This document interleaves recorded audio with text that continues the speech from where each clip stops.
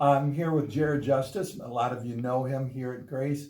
And just wanted to talk for a few minutes with Jared just about what's been new in his life as he's been growing in his faith and talking with others. And that's something that we're trying to really emphasize here in the month of August. So I wanted you to get to know Jared a little bit. Jared, can you tell us a little bit about how you became a Christian? Like, how long ago approximately was that?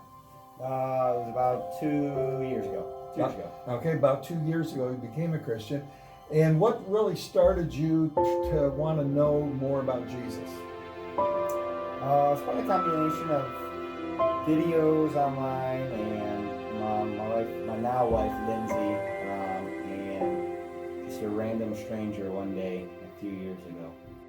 Okay, and that stranger, did he become a friend of yours? Did he talk with you, challenge you somehow? Nope, I've only talked to him twice. Only twice. That one day, and then one more time, just in the very right time, about 3 years later. So I met this guy 2.5 years, 3 years prior, and before I knew anything about Jesus, well, I knew, roughly Jesus was a guy. That's about it, right?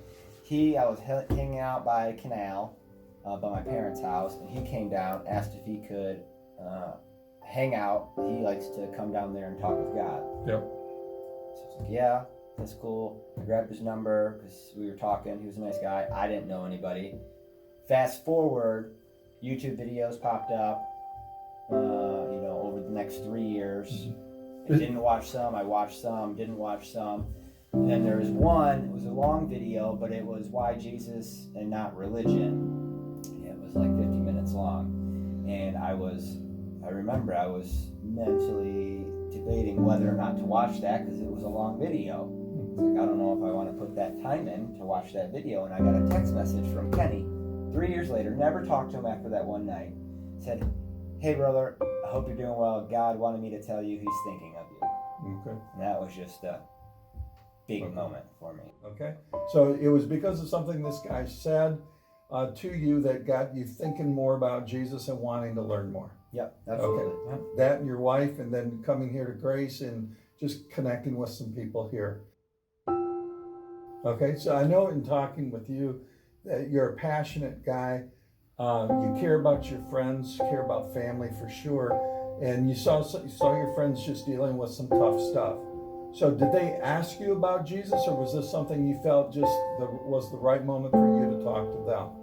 It was just having conversation with somebody and the opportunity presenting itself and being open. Very good. Definitely, you prayed for the person? Yep. Okay, what couple other things that you've done to try to bridge into this person's life?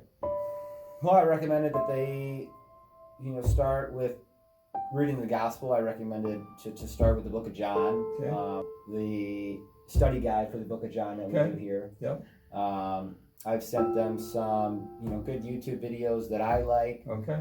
Along with praying for them and just, when I was there talking with them, just sharing the gospel, God's story, what Jesus did for us, and my testimony, how I came and where I was, which was often worse than where they are. Okay. I don't know the Bible fully, right? I don't think you need to know the Bible in its full detail and be able to answer any question you think that they might have and be hung up on, well, I don't know everything, or if they ask me a question, I won't know the answer to it. It doesn't matter. You just need to start talking, and it'll open up. And the Holy Spirit's very good that way. If we're willing and we give the Lord our time and make a person a priority, God will give us the right words. We don't have to think about, were these our right words? They're God's right words. And the conviction of the person is always up to the Lord. What we have to do is be available to talk to our friends. So Jared, appreciate it. Thank you much. And we will keep you in our prayers. All right. Everybody, share your faith.